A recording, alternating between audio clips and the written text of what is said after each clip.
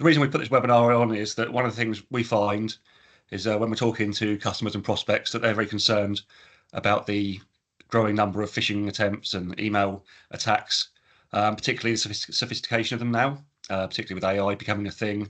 ChatGPT can help people with even the most basic level of IT skills to become an attacker. They're frustrated about where to find out the right information. There's so much information out there. It's difficult for them to know which bits to believe and which bits to not, which bits to implement.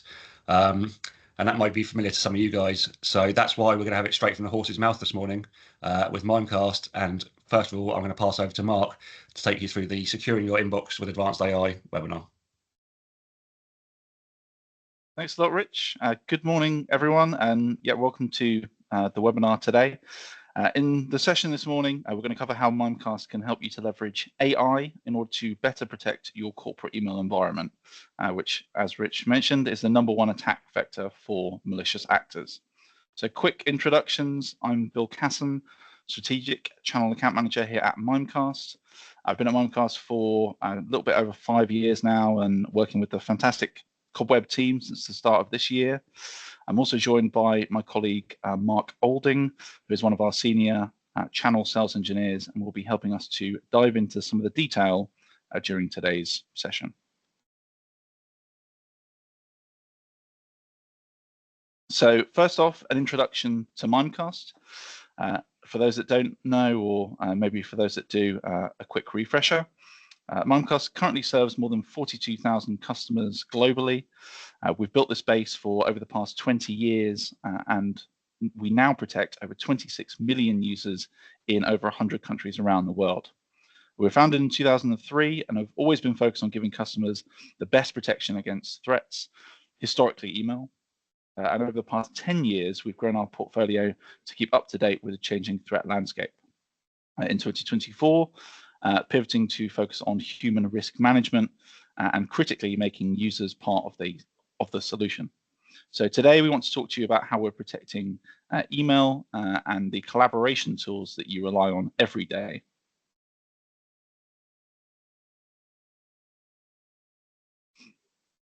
So why trust Mimecast to solve this problem for you? As I mentioned earlier, our extensive customer base around the world, some of whose logos you can see on the screen now, means that we protect millions of users and process billions of interactions every single day.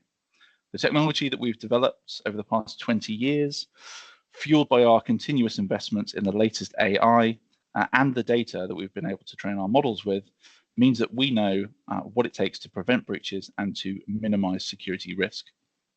We've built a network of over 300 integrations with the leading security vendors in the industry, giving you the ability to connect the dots across your entire security landscape as well.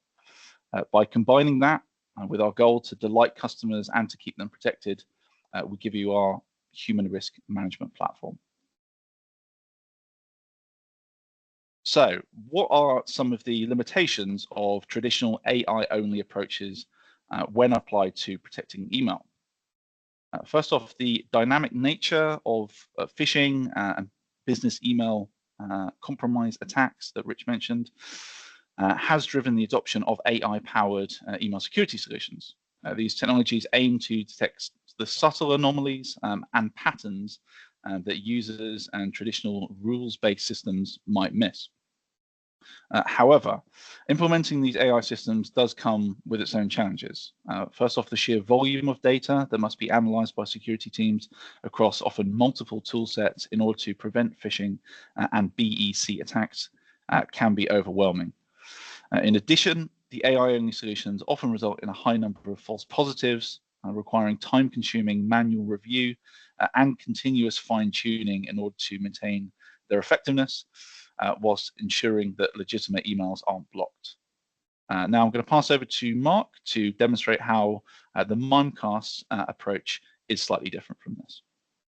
Great, thanks, Bill. Yeah, so Mimecast, our approach to defending against business email compromise is maybe a little bit different than some of our competitors. We have the same AI-powered engine at the core, but we do a lot of things around that as well. So, for example, we'll do pre-filtering of emails. So, checking things like authentication protocols or the reputation of a sender or IP address. We're also going to take in several threat intelligence feeds to check emails against, as well as obviously our proprietary signatures. So a lot of that is going to remove the noise before mails get fed into the AI-powered natural language processing. So we will still identify which mails are likely to be business email compromise, and then we will scan them, as I say, using natural language processing, which is an AI model that looks at the content of an email and looks for particular keywords or I can't say that word, anomalies or suspicious activity to see whether this email is likely to be business email compromise or not. And then obviously we have integrated detection as well, so multiple different technologies, really creating a comprehensive view of threats. So we're enabled to block at point of detection because we have a much better understanding of the threat landscape. And this understanding and processing of, as Bill mentioned earlier, billions of interactions a day really enables us to feed the AI model and really evolve it so that it's always looking for the latest tactics and procedures that the bad guys are using in business email compromise emails. So if we kind of drill down a little bit more on the actual BEC protection itself, we start with social graph analysis, and this is really understanding relationships and understanding who normally emails you and who do you normally email. So we'll build out an AI model of a relationship graph of kind of what normal looks like. Who do you, like I say, who do you normally interact with? Who do you have a previous relationship with? And then we can spot anomalies in that. If emails do trigger enough of those rules during the social graph analysis, we'll pass them over to the NLP text extraction. Like I say, NLP is natural language processing. We will then analyze these emails using natural language processing AI models to look for common words. When we spot a common word, we'll then look at the sentence that word is in to try and understand, is this a common phrase or is this likely to be business email compromise? And then we'll go a step back and look at the context of the entire email. And through this, we managed to do threat modeling, looking again at the reputational and relationship data that's gathered during the social graph analysis. And then, like I say, looking at particular phrases and really understanding the email itself with the NLP to really understand, am I looking at something that is likely to be business email compromise? And because of the way we do this with looking at particular words and then understanding their context, we should have a much lower false positive rate. So we should be stopping things that need to be stopped while allowing things that may have keywords in them, but they're clearly not business email compromise.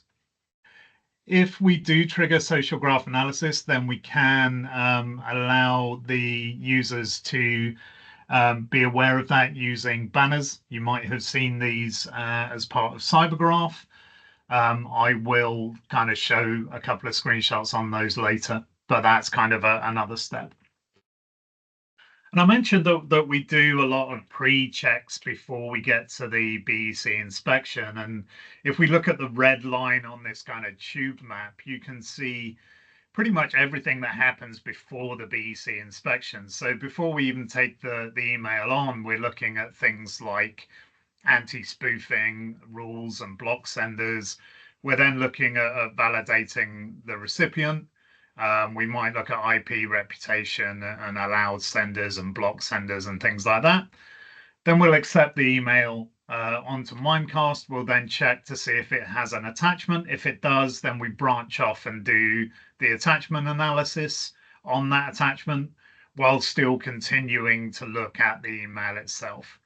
So we'll do DNS authentication as well. So this will use technologies like DMARC and DKIM to, again, verify that the sender is who they say they are, and that mail hasn't been tampered with in transit. Then we'll do things like scan it and make sure it's not spam, before going on to do some deeper content examination to look for anything malicious or phishing attacks or anything like that. Then we'll look at kind of threat intelligence and our proprietary signatures to, again, kind of check whether this is something we've seen before or whether it's likely to be something that is viral. If the email contains a URL, at this point, we will branch off again and check out the URL. We'll do things like link following, follow that URL right through any redirects to the true place that it's going to end up, and make sure that there's no viral hops along the way there.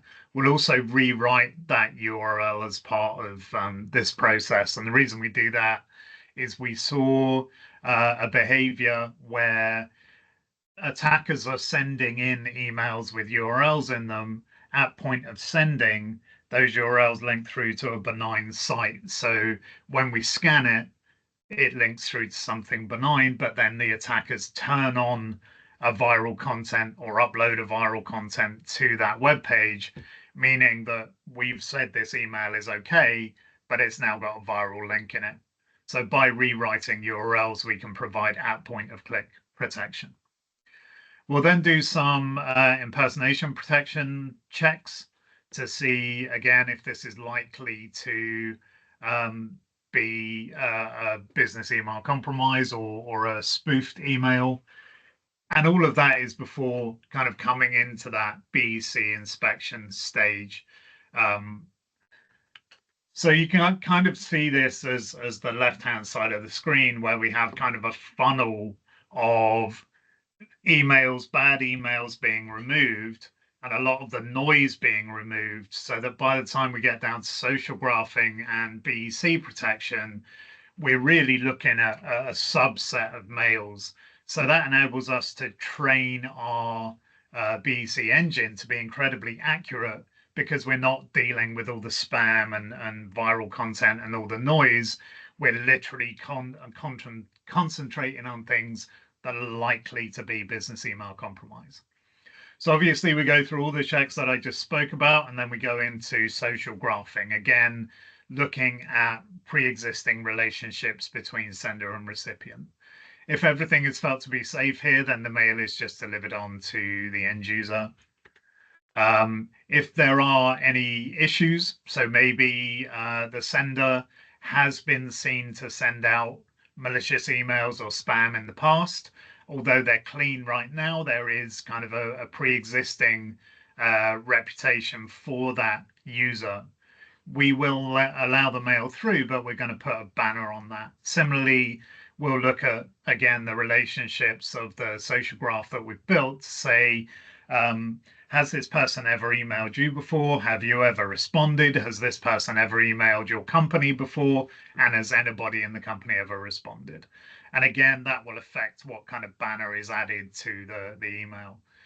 And finally, we're going to look at things like domains. 70% of domains that are created on a daily basis are actually used for malicious purposes.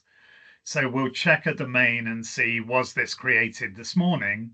And if so, then again, we're going to apply a banner based on that. Obviously, mails that get this far don't have any viral content. They're not phishing, they're not spam. So really here, we're just starting to look and think, okay, well, is this likely to be something that is suspicious, or just something that people need to be aware of and a little bit careful when they're interacting with? If during that phase we kind of tot up enough points to trigger a threshold, we're then going to pass that email across for the natural language processing. And like I say, we'll look through for particular keywords and then look at the context that that word is used in. If after that model is passed through, we feel that we have a high confidence that this is business email compromise, we will then put that mail into a hold. If we've got a very high confidence, so this is definitely business email compromise, we will reject the policy, the email out of hand. So we're not going to pass on anything that we know is business email compromise. And if we're very confident but not 100% sure, then we're going to put it in a hold so it's not delivered to the user. I mentioned banners a couple of times up to now, and you can see here on the left-hand side, although this is shown on a mobile phone screen, it's just as valid within an email client. You see the banner is bright and colorful. It's pretty big. It's kind of hard to ignore. It's not likely to trigger any what we call banner fatigue. So those mails that every single external email you write on there, this is an external email, people learn to see past that kind of thing pretty quickly. Because our banners are bigger and brighter, and they're not applied to every single email, they're only applied to certain emails, it's very, very obvious when there's a banner within the mail itself. These banners are dynamic HTML. So if you're looking on a mobile phone screen, for example, and you're looking at the summary of mails, so the subject line, the from information, and the little bit of text that tells you about what the email is, the banner isn't going to affect that. So you can still see a high-level overview of all the mails. When you click into a mail, the HTML will compile, and then you will get the banner appear. It's also that enables these to be dynamic banners, and by that I mean they're subject to change. So we can see here the report or mark safe button within the banner. If you click on that, the right-hand screen will open up, and you can say, yeah, this is safe. I know about this person. I was expecting this email, in which case your banner will disappear. Anybody else who's received that mail, their banner will still be there, but if you've marked it as safe, the banner for you will disappear. You can mark that email as dangerous. So maybe somebody is pretending to be my manager. They've sent me an email asking me to, I don't know, give them a call or maybe send them some Amazon vouchers or something. If I mark that as dangerous, because it clearly isn't from my manager, then anybody else who's received that mail, their banner will change color. And similarly with spam, if I click on this is spam, then I'm not going to receive those mails in future. So from the administrator's perspective, you will have a centralized dashboard, and this is going to plug directly into the human risk management platform. And we're going to get a really good visibility and understanding of kind of the company as a whole and the traffic that we're seeing. So it will show things like who are my top targeted users, where are these mails coming from, who are the kind of most prolific malicious senders, what are the sources of these threats and where are they coming from, a little bit more information about what this threat is and why we believe it to be that. And then also kind of any actions that are affecting users as well. So a lot of good information is provided by all of the screens that you can see kind of on the left-hand side there. And this really helps you to identify any areas which require urgent attention and maybe kind of what needs to be done to adjust policies and address threats to reduce those risks. So looking at the business email compromise detection from within Cloud Integrated, we can see here a detection screen for those of you who maybe are familiar with Cloud Integrated. This will look pretty familiar. When you drill into any threat, you'll basically get the summary information on the left-hand side of the screen. The business email compromise adds everything on the right-hand side of the screen within the message itself. So you can see kind of the various colored tags that are added to parts of the email. And that's really calling out why we feel that this is business email compromise. So if we have a bit of a closer look at that, the kind of thing we're looking at is personal reputation. So again, do we have a relationship with this sender? Have we emailed them before? Have they emailed us before? Then we look at the social graphing, any communication patterns and user reported messages. So have we seen this before, and has the user reported using the banners? Have we reported that email address or that sender before? Then we'll look at things like domain verification. So is this coming from a Freemail account? Is the domain recently registered? Or is it likely to be typo squatting? So typo squatting is where I try and copy a popular domain. So maybe we take mimecast.com, for example. I would register momcast.com. So it's very, very close and very similar to a trusted domain. And by kind of changing that one letter or maybe using Punicode or Unicode characters, I can obscure that domain so that people aren't really going to look close enough to tell that this isn't genuinely from the domain that it's supposed to be from. So we're kind of looking at that kind of domain verification as well. Then we'll do subject line monitoring. So what is the subject line? Are there any risky phrases within the subject line? Have we seen this subject line being used in attacks before? And then we'll look through and look for threat-specific language. So again, this might be things like payroll, but you can see here how we're looking at the context. So we would have searched through, found the word payroll, and then looked at the words surrounding it, and we can see, oh, okay, before the next payroll is completed, it's obviously trying to create a sense of urgency. And that's one of the things that we see in business email compromise all the time. They want you to feel flustered and feel under pressure, because then you're more likely to make some sort of error. And then we're looking at the message intent. Like I say, that is really understanding beyond the keyword, the phrases to begin with, and then the context of the entire email. So looking at Cloud Gateway, again, it's going to look pretty similar in Cloud Gateway. It will be as part of the analysis and response. You'll be able to drill down and see the BEC information. And again, we're kind of looking at very similar things here. So again, domain verification, subject line monitoring, the threat specific language, and the message intent. We're looking at all of that from the point of view of Cloud Gateway. And like I say, it's very, very similar between Cloud Integrated and Cloud Gateway, and you can kind of get an understanding of the way both of those work. If we look at policy, we've actually done something pretty nice with the policy for BEC, which is understanding really the levels of detection that we can put in place. So what you can do is have a look and say, okay, well, my policy is currently set to moderate.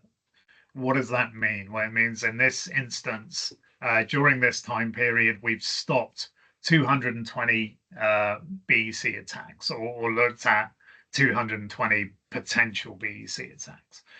If I were to relax that policy, what would that look like? Well, I'd lose 24% of those detections. What about if I was to go more aggressive? And again, you can see within the aggressive model, we would have stopped another 52% or another 114 messages. So you can really understand, what policy am I at now? What is likely to happen if I tighten or loosen those rules? And you can really drill down in this information and see, what if I did this for a particular group, or a particular sender, or a particular recipient, a particular individual within the company? And you can see the numbers for the individuals or for those groups.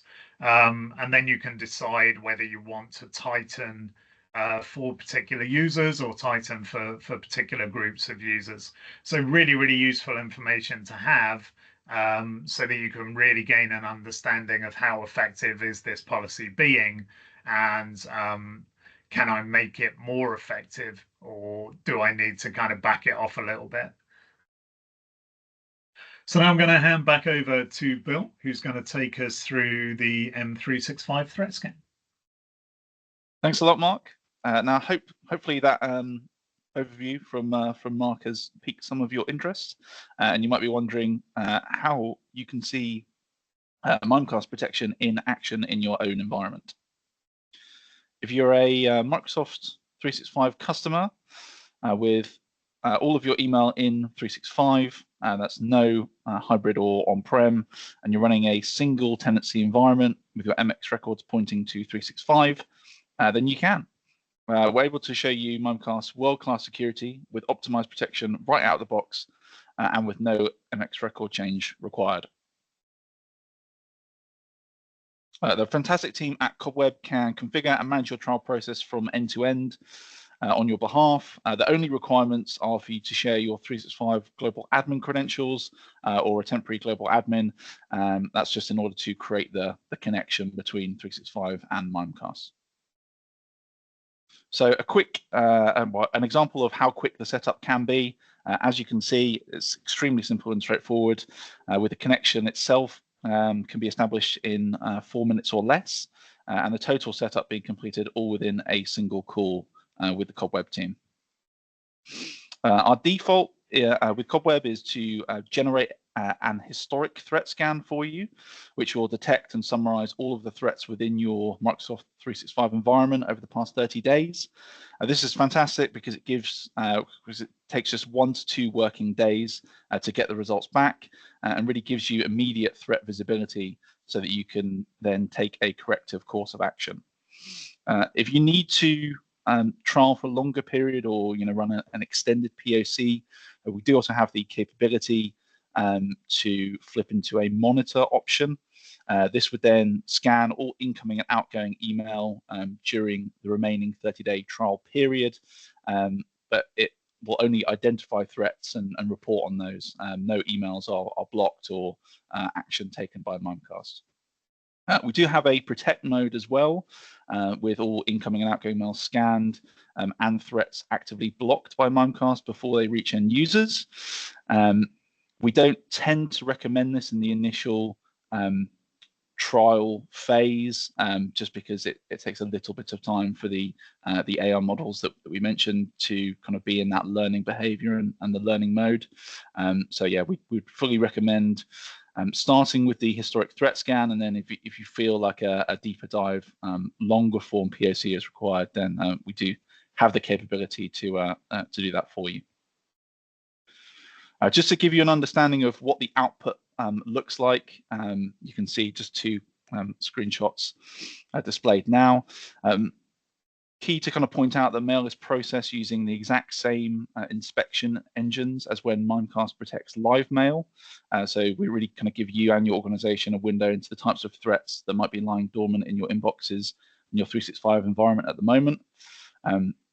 We use an API connection into 365, as I mentioned. We critically won't affect any mail flow or modify any settings whatsoever in this threat scan only mode. So your users will be completely unaware that this kind of threat scan is running in your environment and running in the background. We summarize threats and unwanted mail into 4 categories, so across malware, phishing, untrustworthy, and spam. And then on completion of the threat scan, a notification email will be sent with the summary threat scan report on the left-hand side. We can also generate a loss avoidance report, of which a sample is on the right-hand side of the screen there. This can be really helpful just to extrapolate out some of the potential impact to your business from these threats. So a really great tool if you need some extra resource to kind of get CFO sign off, for example. So yep, that's all from me, all from Mark. Thank you very much for attending the session this morning. I'd like to open the floor now to any questions that you might have, and yeah, we'd be more than happy to answer those for you.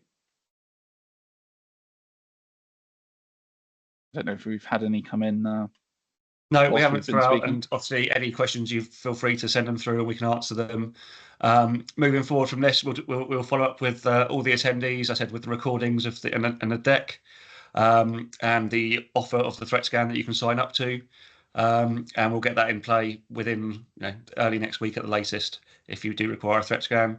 If anyone thinks that it looks like quite hard work to monitor all this sort of thing, it's not. But also Cobweb do offer a managed service for it, so we can take that off your hands and look after your Mimecast for you. It seems there's no questions now, so I'd just like to thank Mark and Bill for their time, and we'll be in touch with you soon. Thank you for attending.